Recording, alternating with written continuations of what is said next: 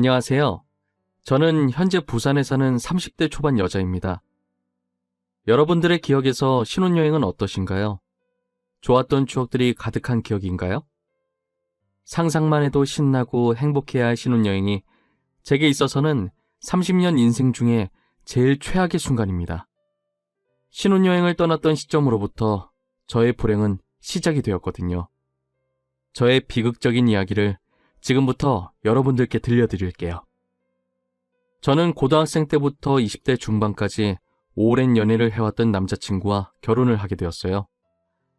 결혼을 준비할 당시만 해도, 아니, 결혼식 당일 식장에 입장할 때까지만 해도 이 모든 것이 꿈인 것만 같고 이 세상이 전부 내 세상인 것 마냥 행복해 보였어요.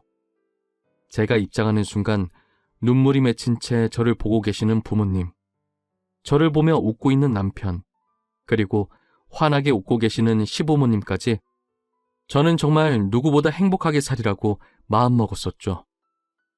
하지만 저의 다짐도 그리 길게 가진 못했습니다. 모두에게 축하받았던 결혼식을 마치고 이제 신혼여행을 가려고 차에 탔어요. 앞으로 벌어질 일도 모르고 저희는 마냥 들떠서 가서 뭐 할지 뭐 먹을지만 고민하고 있었죠. 우리 공항에 도착하면 일단 밥부터 먹을까? 금강산도 식후경이라는데 아무래도 든든하게 밥부터 먹고 시작하는 게 좋겠지? 난 어떻게 하든 상관없어. 자기가 편한 대로 해. 그런데 아무래도 비행기 타기 전에 먹고 가는 게 더 좋지 않을까? 드레스 입을 거라고 아침도 안 먹었잖아. 맞아. 나 아침 먹었으면 큰일 날 뻔했다니까? 지금도 이렇게 딱 맞는데 밥 먹었어 봐. 아마 오늘 드레스 못 입었을 거야. 그렇게 저희는 하하호호 웃으며 공항 도착해서 먹을 메뉴를 고르면서 가고 있었어요. 10분 정도 지났을까? 갑자기 저희 차선에 있던 차들이 급히 옆 차선으로 이동하더라고요. 무슨 일인지 상황 파악을 하기도 전에 저희에게 사고가 일어나고 말았어요. 빠르게 역주행하고 있던 차가 저희 차를 덮쳐버린 건데요.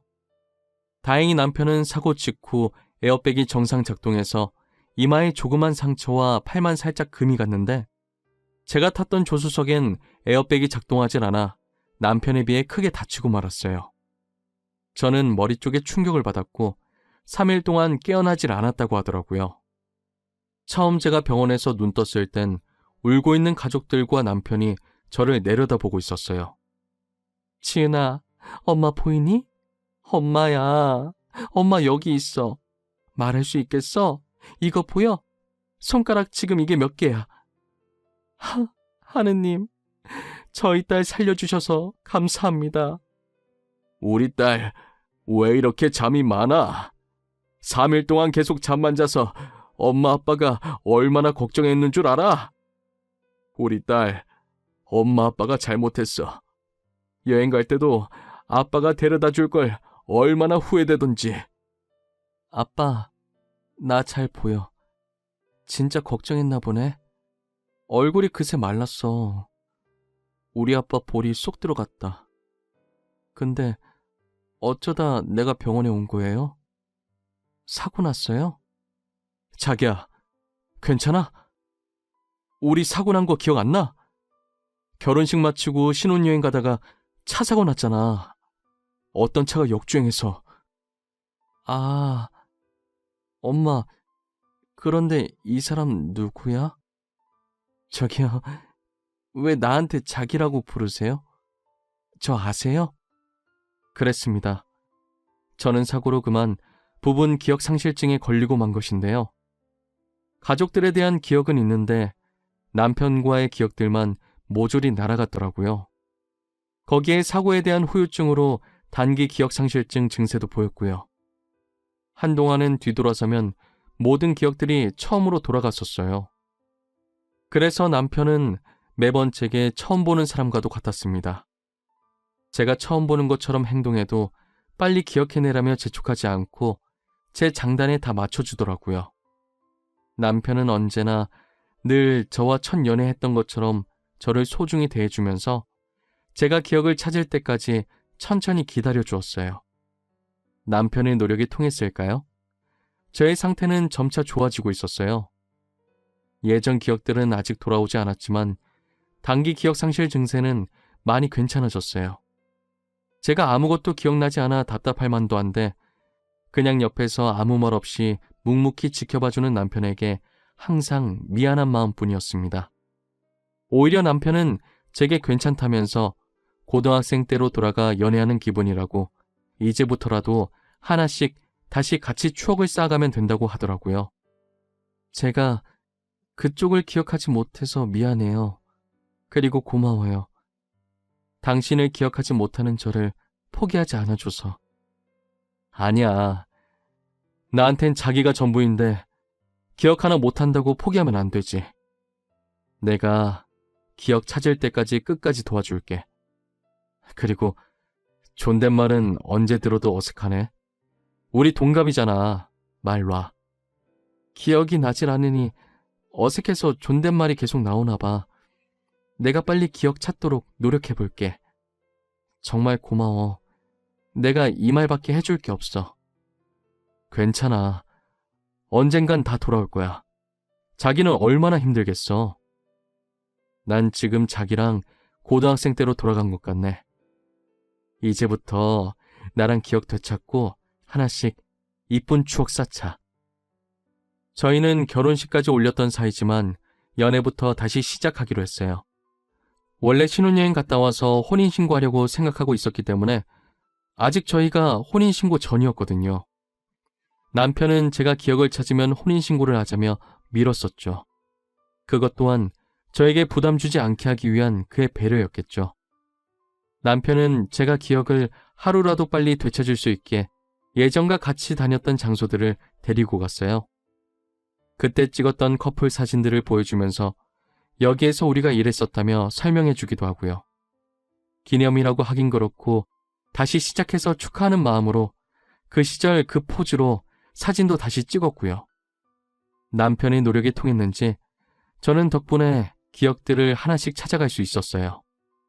그렇게 남편과의 이쁜 추억들을 다시 쌓다 보니 저는 더 이상 남편이 어색하지 않았고 마치 제가 기억을 잃기 전으로 돌아간 느낌이었죠. 그 의사 선생님도 많이 호전됐다고 말씀해 주셨어요. 그렇게 여느 때처럼 이쁜 추억 쌓고 집으로 돌아오던 길이었어요. 신은 저희를 싫어하는 걸까요? 저희는 또 지독한 교통사고를 당하고 말았죠.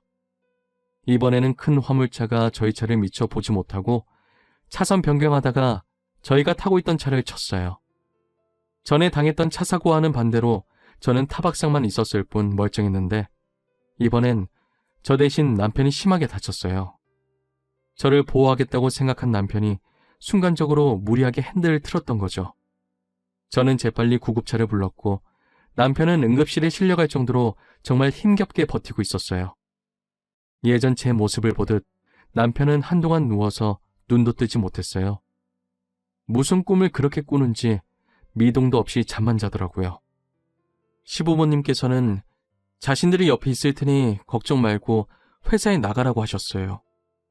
힘들게 출근한 회사에서도 온통 남편 걱정뿐이었어요. 퇴근하고 매일 병원에 가서 남편 귀에 대고 속삭였어요. 제발 내 목소리 들리면 제발 한 번만 눈 떠달라고. 이제 내가 잘할 테니까 제발 그냥 살아만 있어달라고 애원했어요. 그렇게 사고가 나고 꼬박 일주일 후에 드디어 남편이 눈을 떴어요.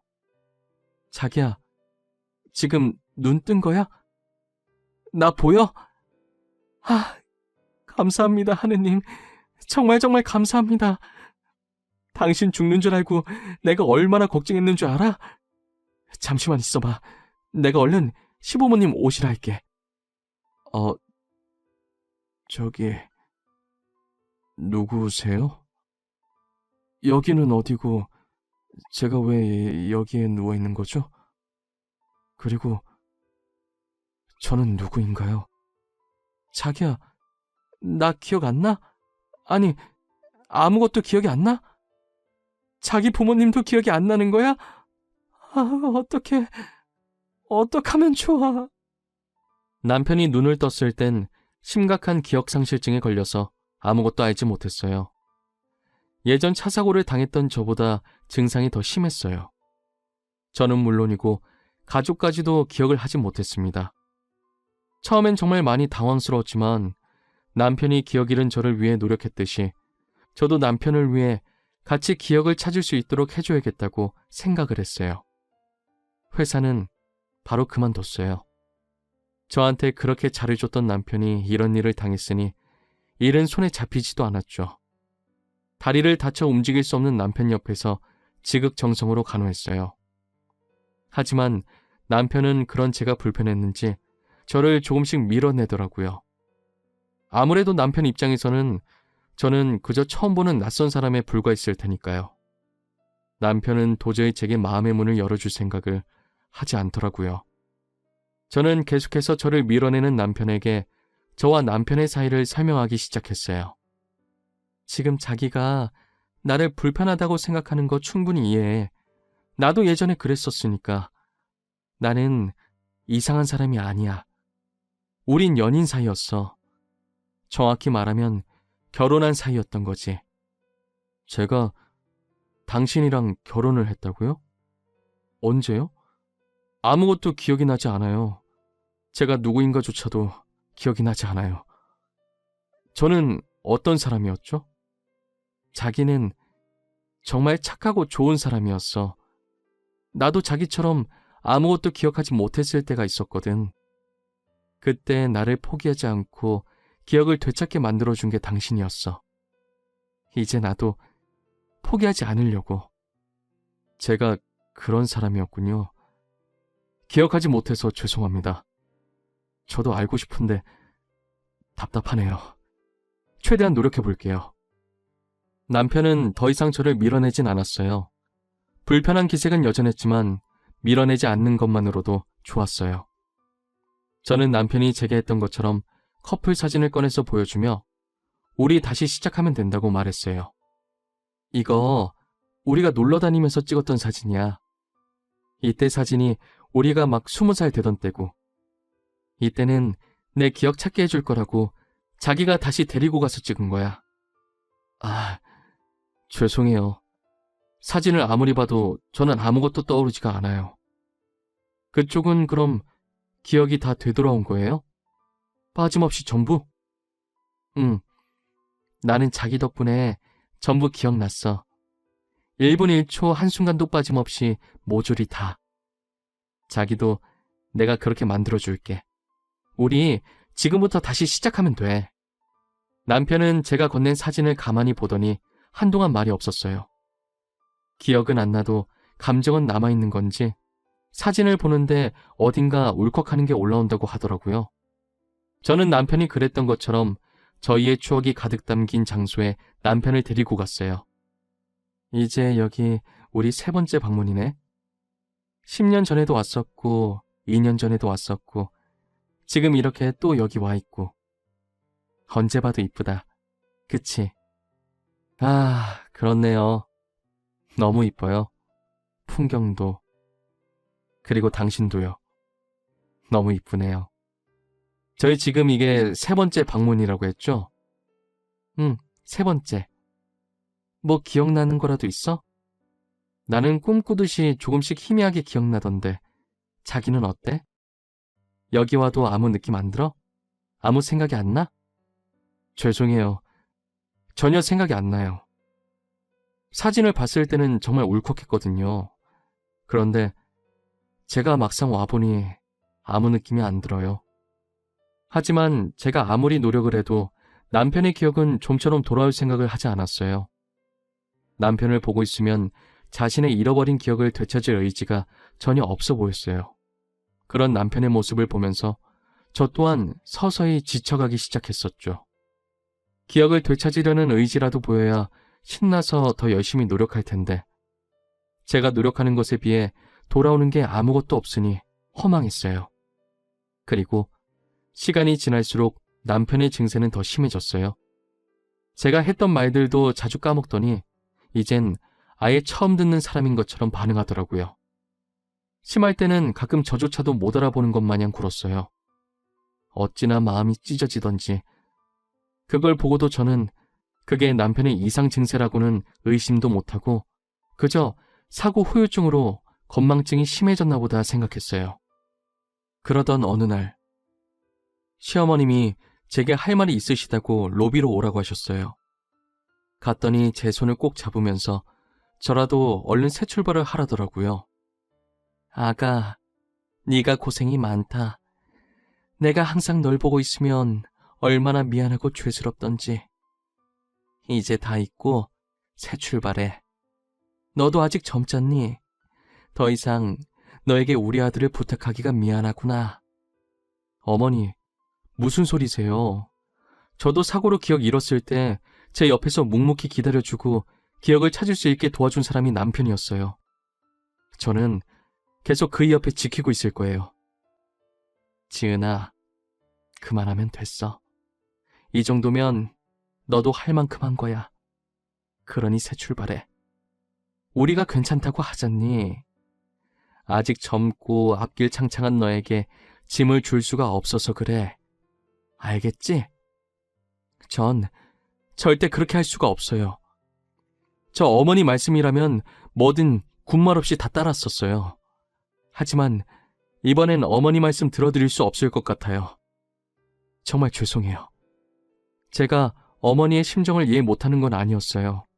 아픈 아들을 두고 제게 그렇게 말씀하시기까지 혼자서 얼마나 고민하셨겠어요. 하지만 제 기억을 찾게 해준 사람이 남편인지라 저도 꼭 보답하고 싶었어요.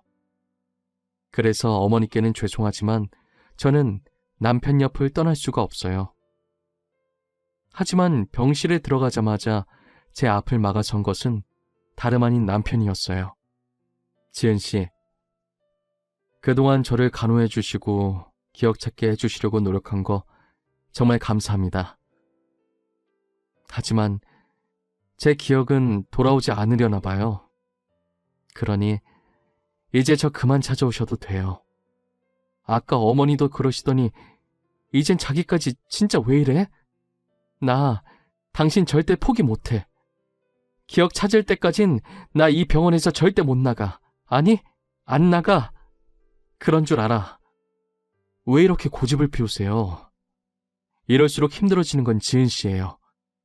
제 기억이 언제 돌아올 줄 알고 바보같이 이렇게 버티시는 거예요. 곧 돌아올 거야. 내가 장담할 수 있어. 나도 기억 잃어봐서 잘 알아. 진짜 금방 돌아올 거라니까? 그러니까 조금만 더 옆에 있게 해줘. 제발.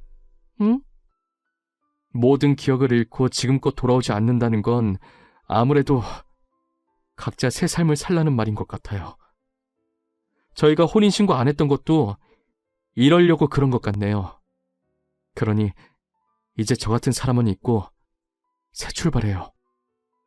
남편에게 직접 보지 말자는 말을 들으니 세상이 무너지는 것 같았어요. 제게는 남편이 전부였거든요. 하지만 남편이 단호하게 오지 말라고 하니 계속 우기면서 갈 수가 없었어요. 하루 종일 집에만 틀어박혀서 울기만 했어요. 벽에는 온통 이쁜 추억이 담긴 사진들이 붙어 있었어요. 사진을 한 장, 두 장 넘겨보면서 신이 너무 원망스러웠어요. 그 고된 사고를 2번씩이나 당하게 해서 신이 우리 둘을 갈라놓으려고 일부러 이런 시련을 주셨나 매일 눈물로 밤을 지새웠어요. 그렇게 3년이 흘렀어요. 그때 생각하면 마음이 아팠지만 먹고 살기 위해 회사도 취직해서 독하게 일만 하고 살았어요.